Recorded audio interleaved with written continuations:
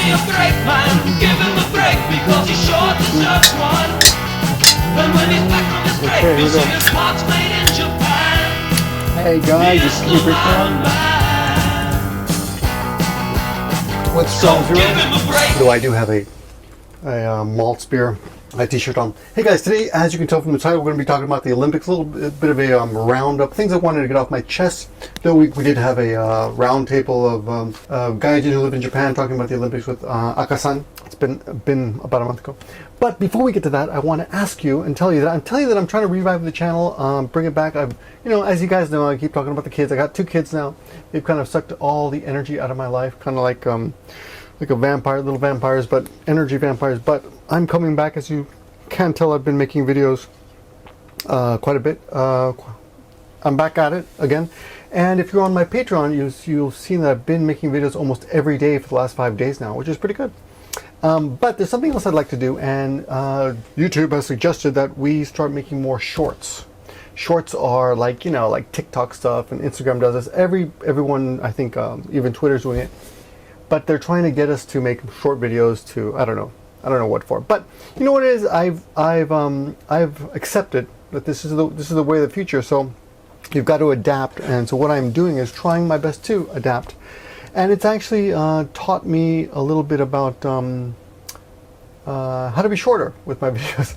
And I've learned to make 30-second videos, 1-minute videos. So I'm going to be putting videos up to 1 minute on YouTube. But before I do this whole video here today, I'd like to ask you for your support.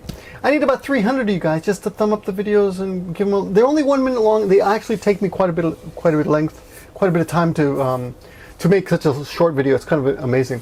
They make me work on the editing, so I hope you'll support them. So before I start spitting them out, because I'm going to be spitting out quite a bit, I'm going to mention it in this video and saying, please, just watch them, give them a thumbs up. I'd appreciate it. Okay, let's get to today's topic, which, of course, with my channel, we're going to have to start with the penis, which is, genitalia. I have a 4-year-old and a 6-year-old, and the 6-year-old is a boy. He has a penis, luckily, and the little one doesn't. And the little one, Amelie, the girl, she does not like to share right now, and she wants everything her brother has, and it's she's recently wondering why she doesn't have one of those, because they take baths together. So I'll tell you how that goes in the future, or maybe not. I don't know if it'll get too weird, but what I do want to start off, which has nothing to do with the Olympics, something that's really bothered me. Not really bothered me. I mean, I'm not losing any sleep over, but maybe you guys remember the Nirvana Baby from years ago. There's the Nirvana album cover called Nevermind, as you see on your screen ahead of you, in front of you here. It's got a picture of a baby there. Now, I don't remember how naked that baby was. Yeah, there it is. It's actually, yeah, look at that.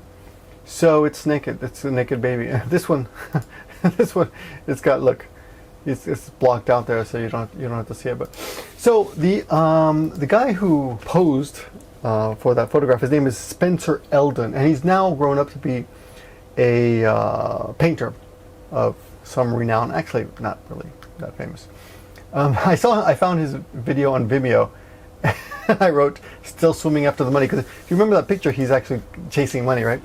It's kind of hilarious. So this is the backstory from what I've heard, and according to the fake news, he contacted Nirvana and Nirvana's publicist to help him publicize one of his art shows. No one called him back. So as a result, he is now claiming that Nirvana is promoting child pornography. That picture that they took of him showing his penis is child pornography, and that parents never signed a release for that photograph. And suddenly he wants all this money. He wants $150,000 from every person that he's suing, and he's suing like the photographer, and he's suing the surviving members of Nirvana, because one of them, I don't know what happened to one of them went missing, and he's surviving. Of course, I know what I'm talking about. Courtney Love, and he's suing her as well. And I guess the manager. But what's funny is that in past interviews, he actually, well, you can see him right here in this picture, he recreated the album cover, although he's wearing pants. So not really an artist, if you ask me. He doesn't really, if you were a real artist, I think he would take off, don't you think? He'd take off his pants, right? What's interesting is that sexuality is so bizarre, man. I mean, a naked baby is considered disgusting by this society now. If you think a naked baby is sexual, there's something wrong with you. Yeah, I don't think you can sexualize a baby picture, but I don't know.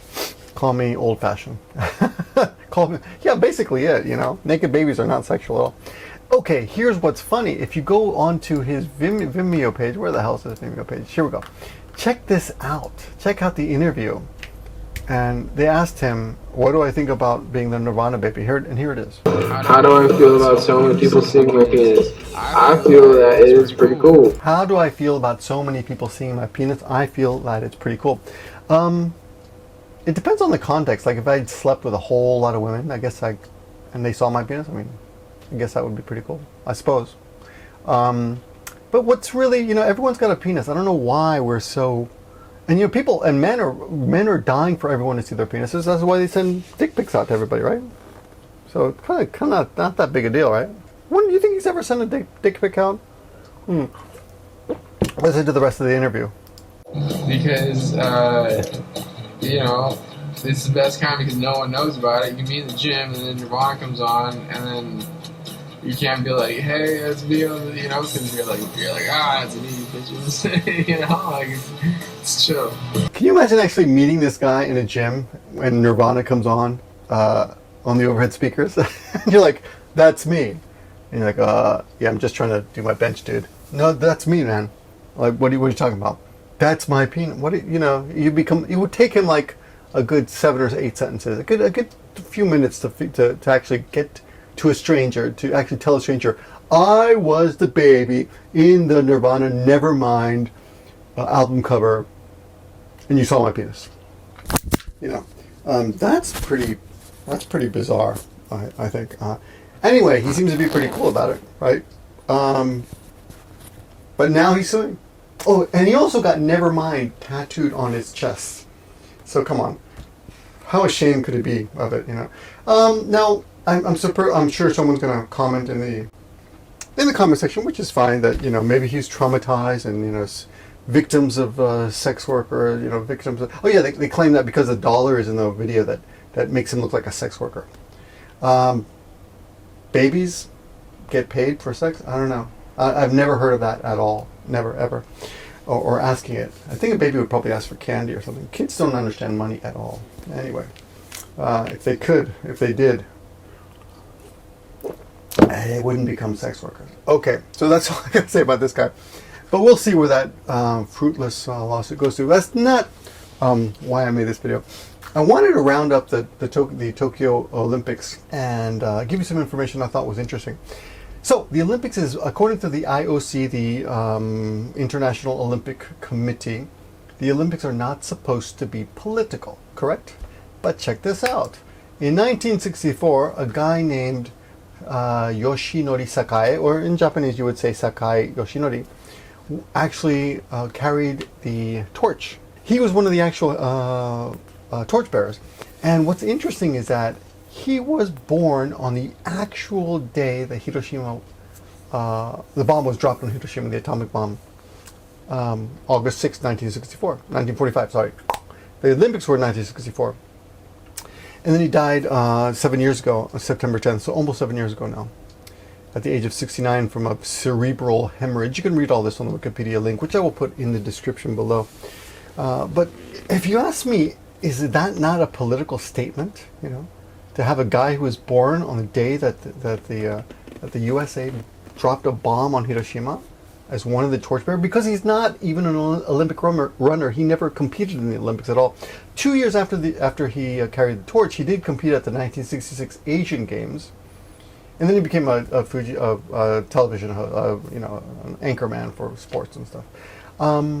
But he will. Here are the pictures of him. You can see. You can do a Wikipedia on him. I mean, a search.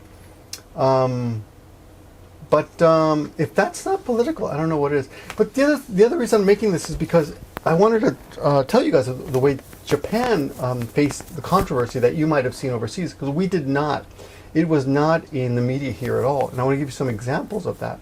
The biggest example, I'll start with the biggest one, is this one. When the Japanese team played England in soccer, the Japanese team had heard that the British team was all going to take a knee, and I heard from another news source that the Olympic committees told everyone not to take knees. We don't want any of that BLM stuff. So basically, by prohibiting all players, all Olympic athletes from taking knees, they were basically saying you cannot support BLM, right? Which seems pretty. I just realized this mic was on. Which I realize now that that's pretty. That's pretty political right there, saying you cannot even support, not even take a knee.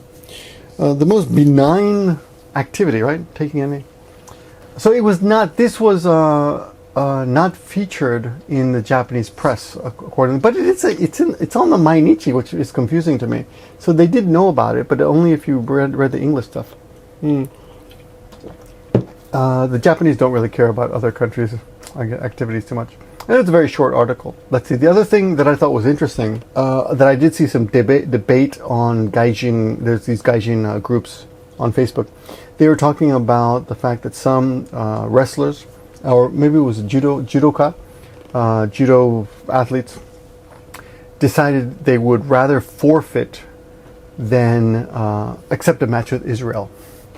Now you can actually, as you know, anything you say against Israel is automatically attacked as anti-Semitic, and I have no opinion on this whatsoever, except for the fact that there was a big debate online about whether this was petty or not.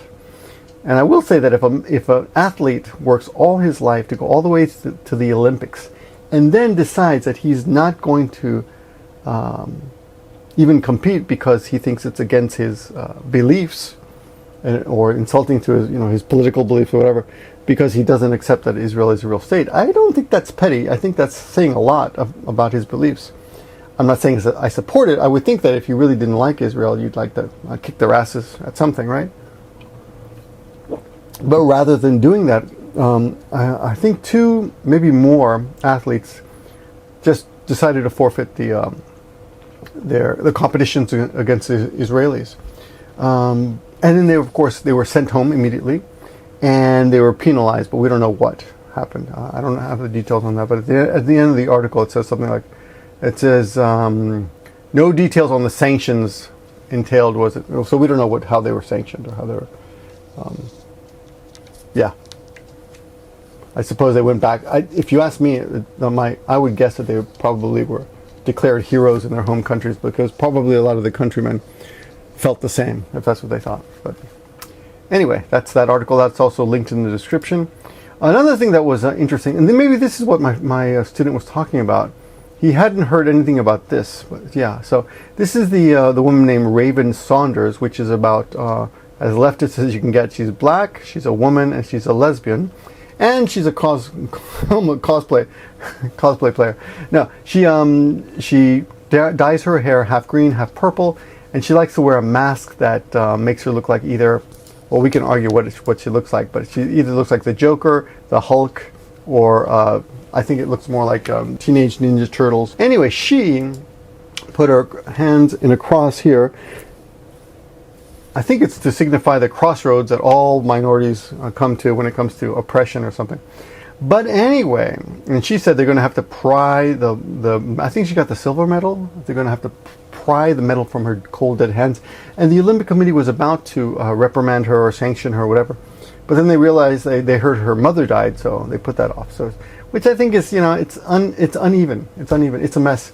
The other debate that people were asking me in comments was, what did Japan get out of it? Did they make any money? And from what I've read online in various news sources, nobody makes money from the Olympics. If you look back at any Olympics, everybody pays, basically, it's a big loss. It's only an ego thing. You get to say we're hosting the Olympics, and maybe you get some tourism out of it, and so people know where you are. If you look back at Brazil, apparently they built tons of stadiums that will never be used again. Maybe that was soccer, but I'm pretty sure it was the Olympics too. So it's a big waste of money. That's what happened in Japan. Japan had it worse because they built all this infrastructure for the Olympics.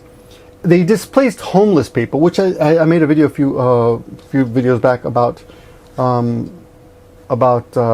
Japanese attitude towards homeless people. And this just goes to show that the Japanese don't care about it. They just kicked homeless people out to build these stadiums. And what did they get out of it? Well, they got a big case of corona. We have 2,000 cases of corona in Nagoya today. We're back about, I don't remember when it was, but quite a few months ago, we were down to 50 a day. Now we've got 2,000 a day. Things are getting worse. People are getting more complacent. They don't care anymore. People don't even look at the numbers anymore. In the old days, everyone was fixed on the numbers. How many today? How many today? Now we're like, okay, 2,000. So it's getting worse and worse. That's thanks to the Olympics. You know, everyone, and I mean, the government accepts all these foreigners to come in. One of them brought in the Lambda variant, which is the first case in Japan. I hope it's the only one. On the bright side, 40% of Japanese are fully vaccinated. 50% have at least one shot, and that should increase quite a bit. And then I already have high school. Some of my high school students have gotten shots already, which I was surprised to hear. In fact, one of them came to class today, and he's like, "Yeah, I got my shot." So him and his mom went. So it is getting better, but I'm pretty sure everyone would agree this is all because of the Olympics. The government thought that we can have the Olympics. So what message does that send out to the average citizen, right? Oh, the corona thing is very serious. We all got to stay inside, but let's have the Olympics. So that didn't really work out. Anyway, Raven Saunders' story was not really advertised or much in the media here. As you can see, it's not. It's the articles I found were from something today. I don't know what that is, and the Guardian. That's about it. I just wanted to mention these things and round it out to you. Yeah. So there you go. Yeah. Anyway, that's all I got for you. This is going to be a kind of a new format that I'm trying out. I'll work on it a little bit. If you have any suggestions, again, please support the shorts videos I will be putting up. And that's all I got for you for now. More coming soon. Thanks for watching, guys, and I'll see you in the next video.